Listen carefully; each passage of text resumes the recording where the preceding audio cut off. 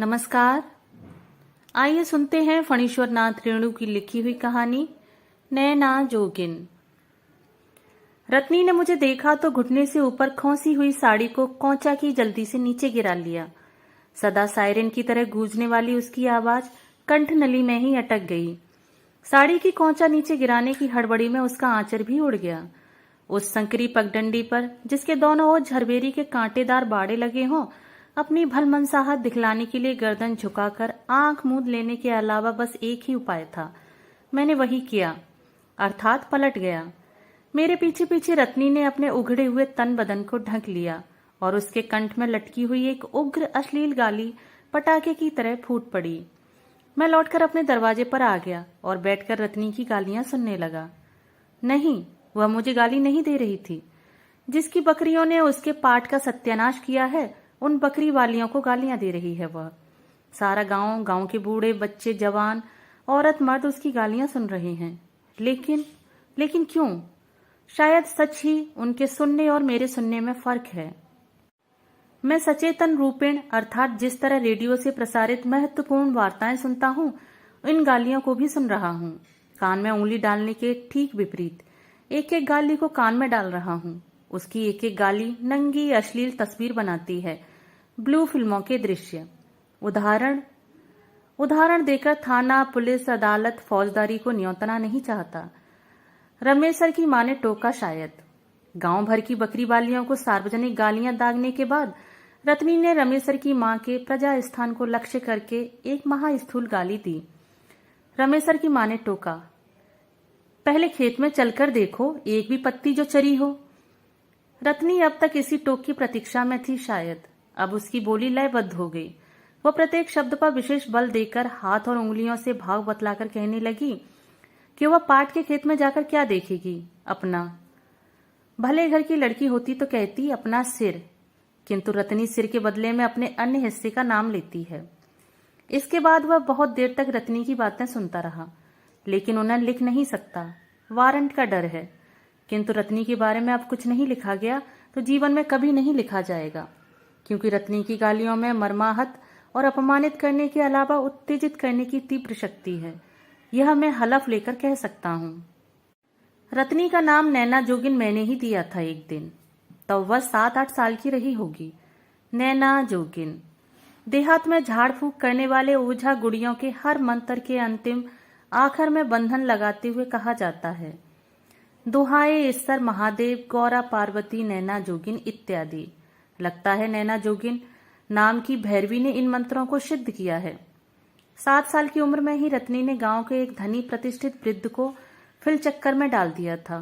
उसकी बेवा माँ वृद्ध की हवेली की नौकरानी थी। पंचायत में 7 साल की रत्नी ने अपना बयान जिस बुलंदी और विस्तार से दिया था, कोई जन्मजात नैना जोगिन ही दे सकती थी।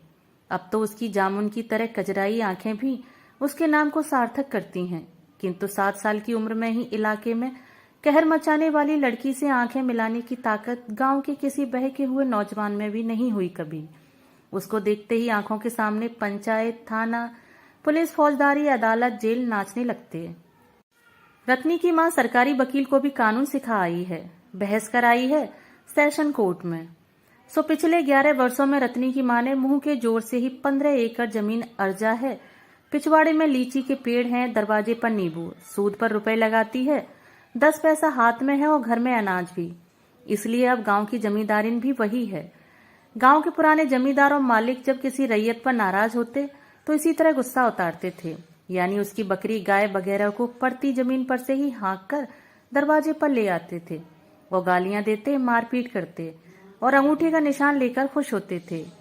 रमेश्वर की मां कल हाट जाते समय लीची की टोकरी नहीं ले गई ढोकर, इसलिए रत्नी और रत्नी की मां ने आज इस झगड़े का सृजन किया है, जानबूझकर। रमेश्वर का बाप मेरा हलवाहा है। रमेश्वर हमारे भैंसों का रखवाला यानी भैंसवार है। रमेश्वर की मां हमारे घर बर्तन बासन मांजती है, धान कूटती है। इसलिए रत्ना अब अपनी गालियों का मुख धीरे धीरे हमारी ओर करने लगी। तू किसका डर दिखलाती है? शहर से आए भतार का? रोज मांस, मछली और ब्रांडिल पीकर तेरे तेल बढ़ गया है? मुझे अचानक रमेशर की मां की गंदी हल्दी, प्याज, लहसुन, पसीना मैल की सम्मिलित गंध भरी साड़ी की महक लगा अब रत्नी मुझे बेपर्द न करेगी, नंगा करेगी। खुद अपने को उसने पिछले 1 घंटे में 60 बार नंगा किया है। अर्थात जब जब उसने गाली का रुख हमारी ओर किया, हर बार यह कहना नहीं भूली कि रमेसर की माँ जिसका डर दिखलाती है वह मुनसा रत्नी का अथि भी नहीं उखाड़ सकता। ऐसे ऐसे मुदकी मुनसा को वह अपने अथि में दाहिने बाएं बांध के रखेगी। बगुला पंखी धोती कुर्ता और घड़ी छड़ी जूता वाले शहरी छैल चिकनिया लोग ऊपर से लक धक और भीतर फोक होते हैं। सफाचट मौज मुड़ाए मुचमुंडा लोगों की सूरत देखकर भूलने वाली बेटी नहीं रत्नी। रत्नी की माँ को इसका गुमान है कि बड़े बड़े वकील मुख्तार के बेटों को देखकर भी उसकी बेटी की अथि अर्थात जीभ नहीं पनियाई, कभी डकार भी नहीं किया। रत्नी अपने आंगन से निकल आई थी। रमेसर की माँ ने कोई जवाब दिया होगा शायद। अब रत्नी और रत्नी की माँ दोनों मिलकर नाचने लगी। उसका घर दरवाजे से 10 रस्सी दूर है, लेकिन सामने है। मैं रत्नी और रत्नी की माँ का नाच देखने को बाध्य था। रत्नी की काव्य प्रतिभा ने मुझे अचंभे में डाल दिया।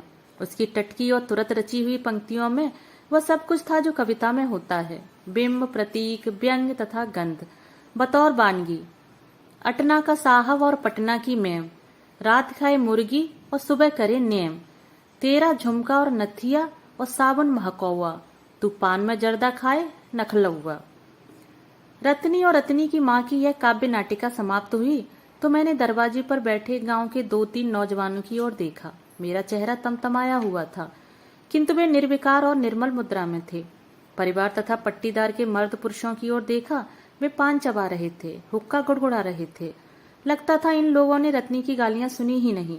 मैंने जब भोजन के समय बात चलाई तो परिवार के एक व्यक्ति ने, जिन्हें शहर के नाम से ही जड़ैया बुखार धर दबाता है, हंसकर कहा, शहर से आने के बाद आप कुछ दिन ऐसी असभ्यता करेंगे, यह हमें मालूम है। इन छोटे लोगों की गाली पर इस तरह ध्यान कोई भलमानुस नहीं देता। इस तरह गालियों के अर्थ को प्याज के छिलके की तरह उतार उतार कर समझने का क्या मतलब? शहर में क्या औरतें गाली नहीं देती? अजब इंसाफ है। गाली सुनकर समझना अन्याय है, असभ्यता है, मन में मैल है मेरे। अश्लील और घिनौने मुकदमे के कारण रत्नी की बदनामी बचपन से ही फैलती गई। जवान हुई तो बदनामियां भी जवान हुई। फलतः गांव के हिसाब से पक जाने पर भी कोई दूल्हा नहीं मिला। मिलता भी तो घर जमाई होकर नहीं रहना चाहता था। 2 साल हुए। निमोछियां जमान न जाने किस गांव से आया सांझ में, और रात में भात खाने के लिए घर के अंदर गया तो रत्नी की माँ एक हाथ में सिंदूर की पुड़िया और दूसरे में फरसा लेकर खड़ी थी। छदौड़ी की सीध में सिंदूर डालो, नहीं तो अभी हल्ला करती हूँ, घर में चोर घुसा है। तो सीखिया नौजवान जो हर सुबह को शीशम की कोमल पत्तियां तोड़कर ले जाता है, वही है रत्नी का रतन धन। पूछताछ करने पर पता चला कि हाल ही में एक रात को रत्नी ने इसको लात से मारा। घर से निकालकर चिल्लाने लगी। पूछे कोई इससे कि इतना दूध, मलाई, दही, मांस, मछली, कबूतर, तिस्पत, धात, पुष्टई, दवा, तो अलान ढेकान खाकर भी जिस मर्द को आधी रात को हपनी शुरू हो, उसका क्या कहा जाए? लोग दोख देते हैं मेरे कोक को कि रत्नी बांझ है, निमक हराम और किसको कहते हैं। मैं अब इसे मानसिक विकार मानने लगा हूँ। अब तक सामाजिक समझ रहा था कि छोटी जाति की औरत गांव की मालिकिन हुई है। नहीं, सामाजिक भी है। मेरे पट्टीदार के एक भाई ने कहा, कोई उसका क्या बिगाड़ सकता है? गांव के सभी किस्म के चोर अर्थात लती पति और सिन्ना जोर दिन डूबते ही उसके आंगन में जमा हो जाते हैं। इलाके का मशहूर डकैत परमेश्वरा रत्नी की बात पर उठता बैठता है। मुखिया और सरपंच रत्नी की माँ के खिलाफ चूं भी नहीं कर सकते। रत्नी की माँ से कोई रार मोल नहीं लेना चाहता, इसीलिए दिन भर गांव के हर टोले में दोनों घूम घूम कर झगड़ा करती फिरती हैं। रत्नी अकेली खस्सी बकरे को जिबह कर देती है। रत्नी की माँ चोरी का माल खरीदती है, थाली, लोटा, गिलास। सुबह को मालूम हुआ शहर से आया हुआ मेरा प्रेस्टीज प्रेशर कुकर गायब हो गया। दोपहर के बाद धोती गुम। रात में रमेसर की माँ फिसफिसाकर आंगन में कह रही थी, रत्नी बोलती थी कि सिद्ध करके छोड़ेगी इस बार। उस दिन इस तरह पीठ दिखाना अच्छा नहीं हुआ शायद। और यह सब इसलिए कि मैंने रत्नी के तथा कथित पुरुष को बुलाकर उसका पता ठिकाना पूछा था और उसको समझाया था कि गांव में अब एक नई बात चल पड़ी है। उसने बीबी की मार सह ली। नतीजा यह हुआ है कि कई औरतों ने अपने घर वालों को पीटा इस गांव में। रत्नी ने चिल्ला चिल्ला कर सारे गांव के लोगों को सूचना देने के लहजे से सुनाया था, सुन लो हो लोगों, अब इस गांव में फिर एक सेशन मुकदमा उठेगा, सो जान लो। इस शहर का कानून यहाँ छांटने आया है। कोई अपने घर वाले को लात मारे या चुम्मा ले दूसरा कोई बोलने वाला कौन? देहात से लेकर शहर तक तो छुछुआते फिरता है, काहे की कोई मौंगी मुंह में चुम्मा लेती है। मैं रोज हारता, रजनी रोज जीतती। मुझे स्वजनों ने सतर्क किया, सांझ होने के पहले ही मैदान से घर लौट आया करूं। किसी ने शहर लौट जाने की सलाह दी। मुझे लगता रोज ताल ठोक कर एक नंगी औरत पहलवान मुझे चुनौती देती है, थप्पड़ घूंसे चलाती है। भागूंगा तो गांव की सीमा के बाहर तक पीछे पीछे फटा कनस्ता पीटती और बकरे की तरह बो बो करती जाएगी। गांव भर के लोग तालियां बजाकर हंसेंगे। मुझे हथियार डाल देना चाहिए। एक औरत, सो भी ऐसी औरत से टकराना बुद्धिमानी नहीं। एक सप्ताह तक चोरी चपाटी करवाने के बाद एक नया उत्पात शुरू किया। रात भर हमारे दरवाजे और आंगन में हड्डियों की बरखा होती। नंगी औरत ताल ठोंक ठोक कर ललकार रही है, मर्द का बेटा है तो मैदान में आ। मैदान में मुझे उतरना ही पड़ा। रात में नींद खुली, दरवाजे के सामने जो नया बाग हम लोगों ने लगाया है उसमें भैंस का बच्चा घुस गया है शायद। मैं धीरे धीरे बाड़े के पास गया।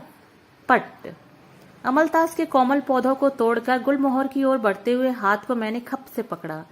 कलम घिसाई के बावजूद पंजे की पकड़ में अब तक खम बचा हुआ था। क्यों? मैंने बहुत धीरे से पूछा। छोड़िए, जवाब भी उसी अंदाज में मिला। क्यों तोड़ा है? क्या मिला? क्यों तोड़ा? तो क्या कर लीजिएगा? मैं लोगों को पुकारता हूं, खुद फंस जाइएगा। हाथ छोड़िए, फंसा के देखो, मैं नहीं डरता। क्या चाहते हो आप? मैं जानना चाहता हूं कि तुम इस तरह मेरे पीछे क्यों पड़ी हो? इस पौधे को क्यों तोड़ा है? वह तो पौधा ही है, जी तो आपको ही तोड़ देने का करता है। हाथ छोड़िए। मैंने देखा उसकी कनपटी पर एक सांप का फण फण नहीं, भाला बर्छे की फली। मैंने हाथ छोड़ दिया। वह भागी नहीं, खड़ी रही। मुझे चुप और अबाक देखकर बोली, चिल्लाऊं? कौड़ी डरावे थूक से। रत्नी हंसी। तारों की रोशनी में उसकी हंसी झिलमिलाई। जाइए, थोड़ा ब्रांडिल और चढ़ाइए। तुम नैना जोगिन? हाँ, मैं नॉन नैना जोगिन ही हूं। तब माधो बाबू। अब रत्नी करीब सट आई। मेरा क्या कसूर है जो 12 साल से बनवास दिए हैं आप लोग? उस बूढ़े को करनी का फल चखाया तो क्या बेजा किया? मैं उस समय उसकी पोती की उम्र की थी, सो आप लोगों ने, खासकर आप दोनों भाइयों ने, हम लोगों को रंडी से बदतर कर दिया। आखिर आपके जन्म के दिन रत्नी की माँ ही सौर घर में थी। 5 साल तक आप रत्नी की माँ की गोद और आंचल में रहे और आपकी आंख में जरा भी पानी नहीं। मैं जवान हुई, आप लोगों ने आंख उठाकर कभी देखा नहीं कि आखिर गांव घर की एक लड़की ऐसी जवान हो गई और शादी क्यों नहीं होती? अब इस बार आए हैं तो कभी आपके मन में यह नहीं हुआ कि रत्नी की शादी हुए 2.5 साल हो रहे हैं और रत्नी को कोई बच्चा क्यों नहीं हुआ?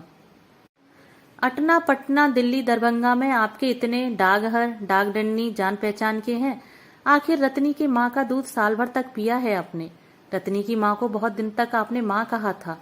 लोगों को याद है, दूध का भी एक संबंध होता है। मैंने कहा, रत्नी, रमेसर जग रहा है। मैं कुछ नहीं समझता, तुम जाओ, कोई देख लेगा।